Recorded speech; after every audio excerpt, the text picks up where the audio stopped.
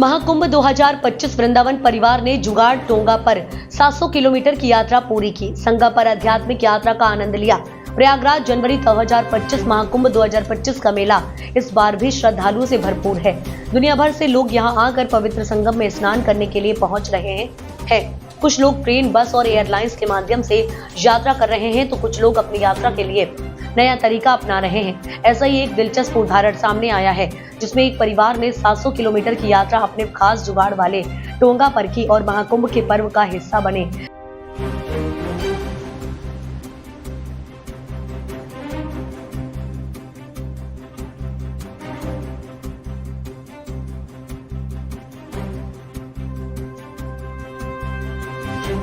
गणतंत्र दिवस की परेड की तैयारी के दौरान नोएडा में ट्रैफिक डायवर्जन की योजना लागू की जाएगी। इस दौरान 22 जनवरी से 26 जनवरी तक सड़कों पर भारी यातायात में बदलाव होने की संभावना है। नोएडा पुलिस ने इस संबंध में एडवाइजरी जारी की है और लोगों से अपील की है कि वे रूट डायवर्जन का प्लान करें ताकि उन्हें यात्रा में कोई परेशानी न हो। गणतंत्र दिवस के फुल ड्रेस रिहर्सल और परेड के दौरान सुरक्षा के मद्देनजर नोएडा में ट्रैफिक डायवर्जन लागू किया जाएगा।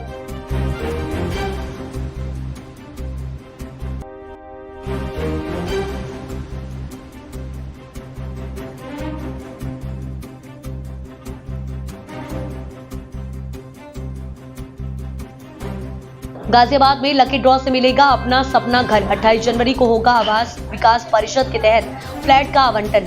गाजियाबाद में 19 जनवरी साहिबाबाद में रहने के इच्छुक लोगों के लिए एक खुशखबरी सामने आई है।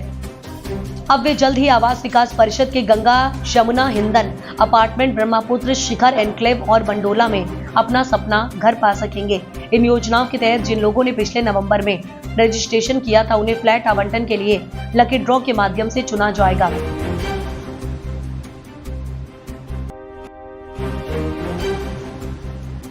बजट से पहले कर्मचारी संगठन ने केंद्र सरकार से अपील की है कि ईपीएफओ की पेंशन स्कीम के तहत न्यूनतम पेंशन राशि को 1000 रुपए से बढ़ाकर 7500 रुपए प्रति माह किया जाए। कर्मचारी संगठनों ने वित्त मंत्री निर्मला सीतारमण के सामने मांग रखी है। ईपीएफओ से मिलने वाली पेंशन स्कीम के तहत न्यूनतम पेंशन मिनिमम ईपीएस पेंशन 1000 रुपए से बढ़ाकर 7500 रुपए प्रति माह की जाए। चूंकि 2014 की घोषणा के बावजूद न्यूनतम पेंशन 1000 रुपए निर्धारित है। केंद्र सरकार ने हाल ही में 8वें वेतन आयोग को मंजूरी दे दी है, जिसके तहत देश के सरकारी कर्मचारी और पेंशनर्स की पेंशन में बढ़ोतरी की जाएगी।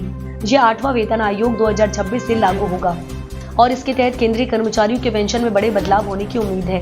चलिए इस खबर में हम समझते हैं कि वे 8वें वेतन आयोग के बाद सरकारी कर्मचारियों की पेंशन कैसे बढ़ेगी और इसके लिए कौन सा फॉर्मूला अपनाया जाएगा। पेंशन सरकारी कर्मचारियों के लिए एक महत्वपूर्ण वित्तीय सुरक्षा का साधन है।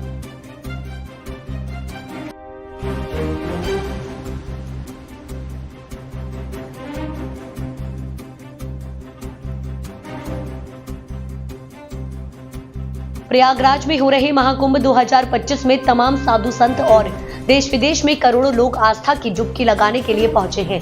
महाकुंभ के शुरू होते ही साध्वी हर्षा रिछारिया चर्चा में बनी हुई हैं। सोशल मीडिया पर भी हर्षा रिछारिया खूब सुर्खियां बटोर रही हैं। हर्षा रिछारिया एक सोशल मीडिया इन्फ्लुएंसर हैं। वो 2 साल से साध्वी बनी हैं। हर्षा रिछारिया के गुरु आचार्य महामंडलेश्वर स्वामी कैलाशानंद गिरी जी महाराज हैं और वे निरंजनी अखाड़े से जुड़ी हुई हैं।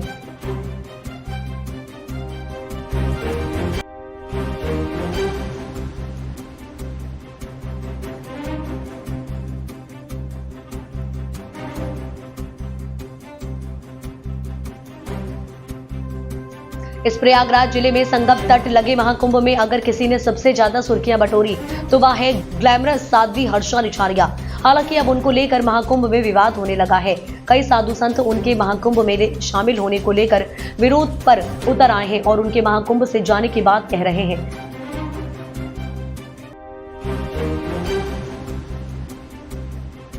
प्रयागराज का महाकुंभ मेला जो अपनी आध्यात्मिक महत्वता और विशाल जनसभा के लिए प्रसिद्ध है, इस बार एक अप्रत्याशित कारण से इंटरनेट पर चर्चा का विषय बना हुआ है।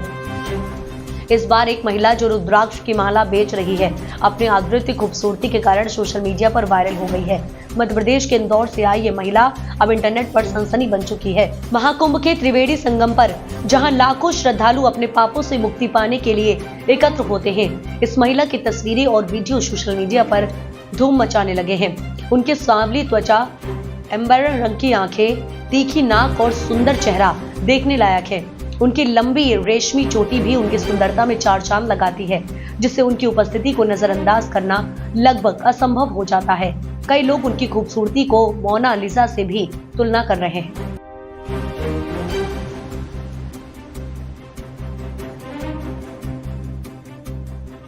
मध्य प्रदेश एटीएस और साइबर पुलिस को हाल ही में बड़ी सफलता मिली थी। साइबर सेल और एटीएस ने साइबर फ्रॉड करने वाले एक बड़े गैंग का पर्दाफाश किया। इस गैंग के मेंबर आम लोगों को सरकारी योजनाओं के नाम पर भ्रमित करते थे और उनके दस्तावेज लेकर उसे म्यूल अकाउंट्स यानी फर्जी दस्तावेज से खोले गए अकाउंट खुलवाती थी। जांच में सामने आया है कि करीब 1300 म्यूल अकाउंट से अब तक 2000 करोड़ का ट्रांजैक्शन बीते 1 से 1.5 साल में किया गया है।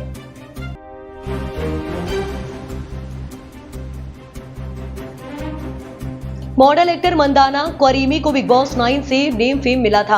उन्होंने कुछ फिल्मों में भी काम किया, लेकिन अब वो एक्टिंग छोड़ चुकी हैं। उन्होंने एक्टिंग छोड़ने को लेकर बात की है।